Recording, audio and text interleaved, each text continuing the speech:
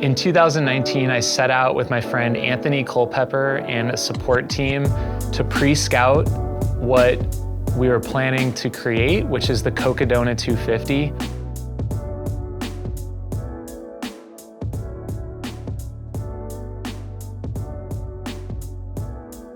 And we set out the same time frame as what would be the future race, so the first week in May, and to experience the conditions and the trails, and we really didn't know quite what to expect.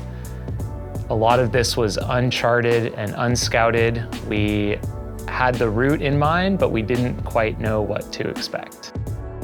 And what we ended up with was a crazy week of weather, a bunch of dead-end stops along the way, and an adventure that I'll never forget.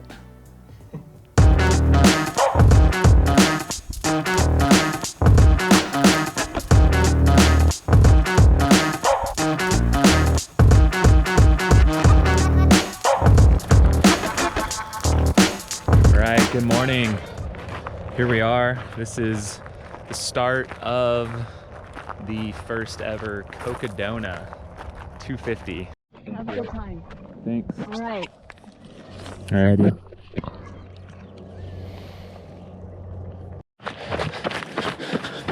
Okay, so the first stretch of this route is on the Black Canyon Trail, which is just an awesome place to start. The first mile or so is just through the desert here, climbing up, and we're gonna be dropping down and crossing the Agua Fria River almost immediately, which is amazing. Way to begin this journey,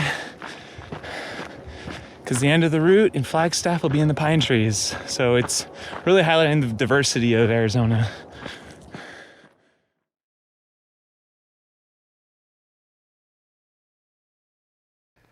I think number one reason was, I think it was the most efficient way to scout the whole route. And we pieced this whole thing together. Myself, Anthony was a big part of it. He hiked the Great Western Loop, I believe it's called. And so he had been on a lot of the areas. He's also used to live in Prescott. So using our knowledge and our experience, we have a lot of race courses that touch this route in general.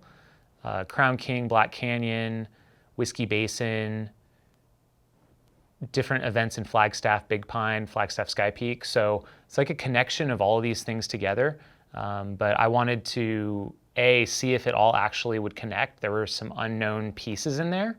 And it's also just, I wanted to be the first to do it before I put anyone else through the ringer. Like, I was gonna cover it first, basically, was the thought process behind the scouting mission and the scouting trip.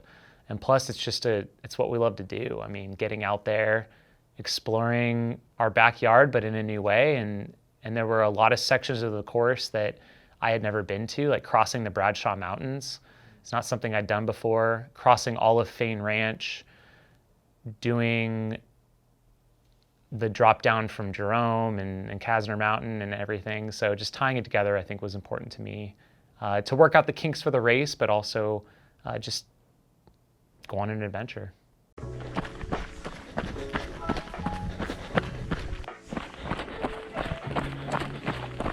I'd say this isn't too bad, Anthony.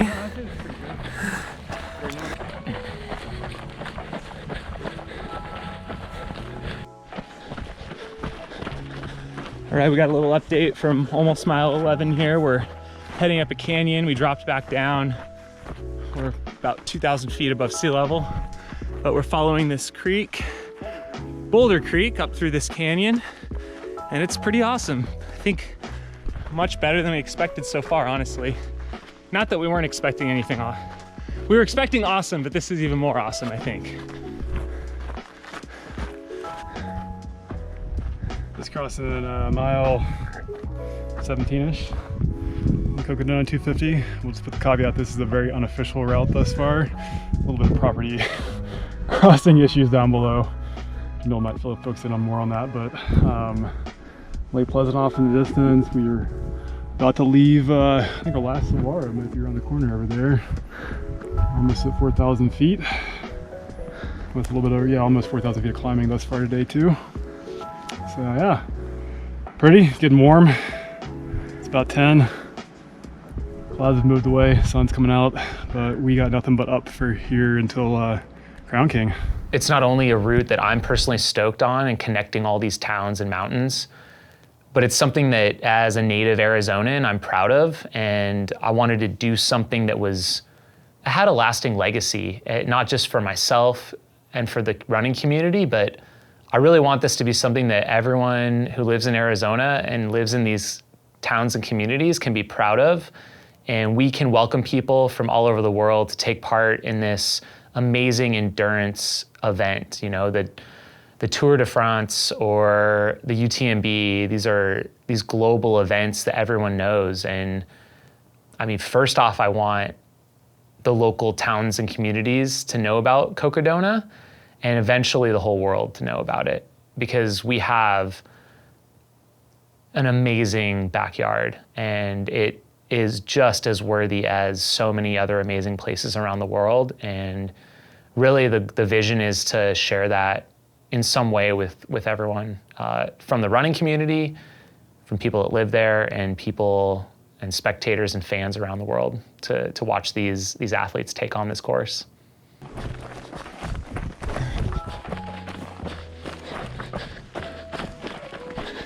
I mean, we pretty much put the desert behind us at this point.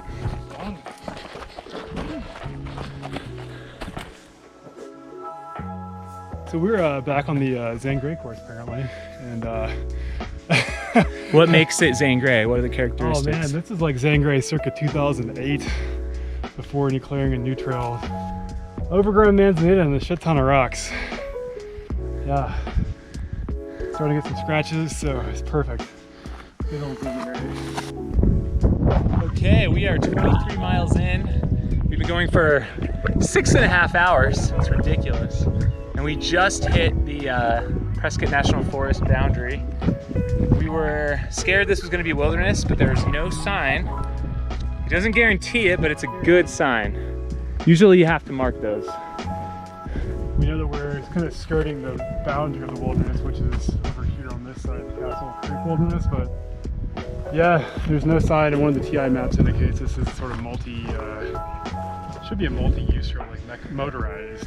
Yeah, not what we just did, but So yeah, I would not dirt bike do that. I mean, if you're coming down this, I don't think you would even find the trail. Yeah, Like there's not, you don't see anything from here.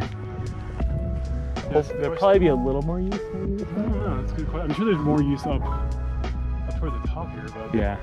I don't know what this random. I mean, just to get to Horse Thief Lake is way out of the way. Yeah, like it's a random place like nobody. Oh yeah, oh yeah, look at that one. Oh, I got some good ones. Welcome to Arizona.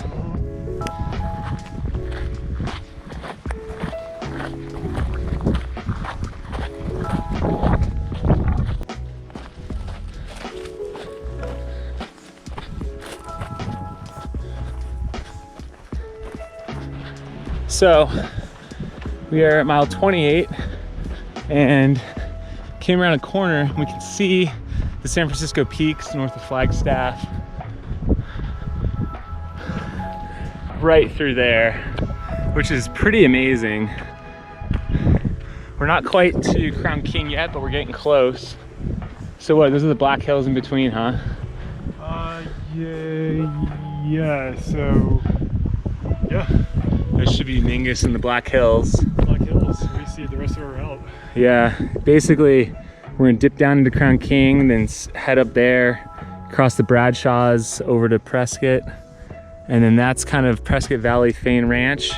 Black Hills, you drop down into Sedona, and then up to the Mogollon, or to the rim, Yeah. and across. But yeah, we've got the next 220 plus mile, 225 miles of this route spread out before us.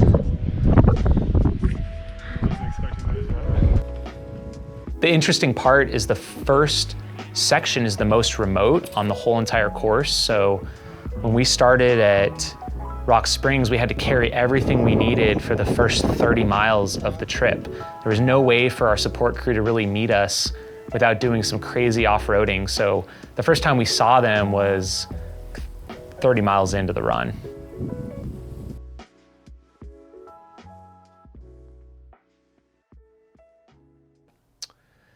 Yeah, I think it certainly would have been easier and simpler to take the trails around the towns and maybe even provide potentially a better run course, more single track possibly, but this was really about connecting the towns and the landscapes equally.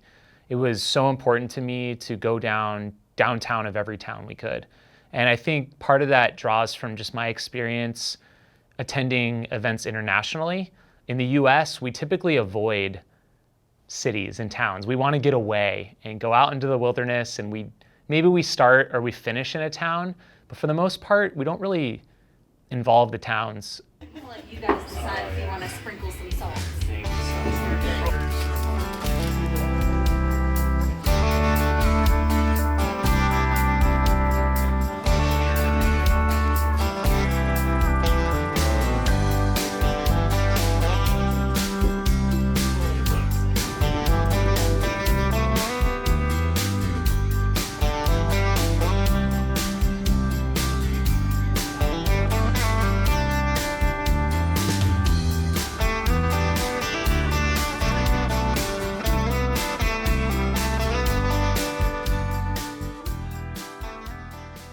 To me, that was important, to connect with the people and the communities that we're traveling near. And it's not the easy way. I mean, the amount of extra permitting required and expense is definitely making this event harder to put on our end, but I think in the long run, it'll be worth it for the experience.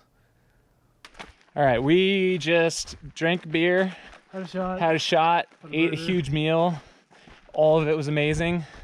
And now we didn't get any rooms in Crown King, so we got to continue on. Yeah. So a little status update. We're behind schedule. We had an ambitious schedule for first day, so we thought we'd get 68 miles or even 78. Or Anthony's like, oh, we need to go all the way into town. So yeah, we're gonna do 45 today. We're gonna stop at this place called Battle Flat, which is somewhere on the Senator Highway, which is this dirt road in between Crown King and Prescott.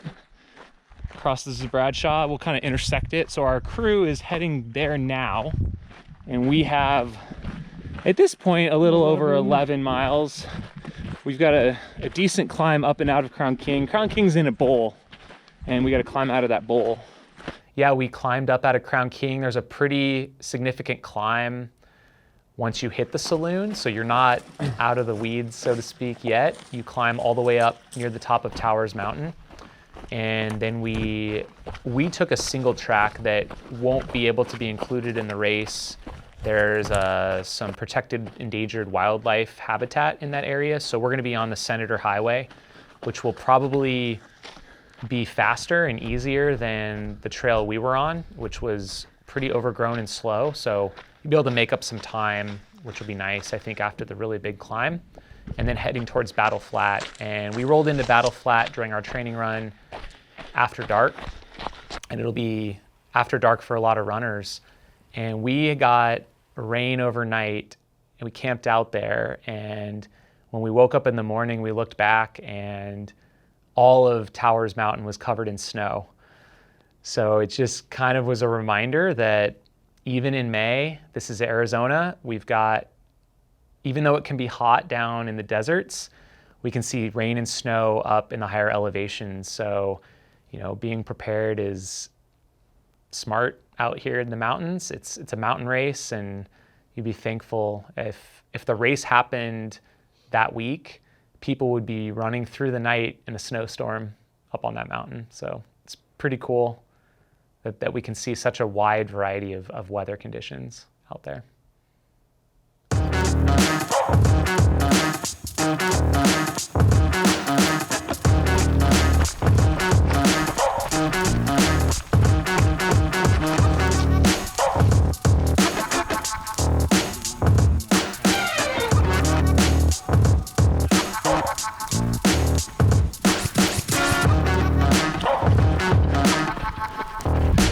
through town at night. It's just awesome, like to be out in the woods all day. It's a great feeling.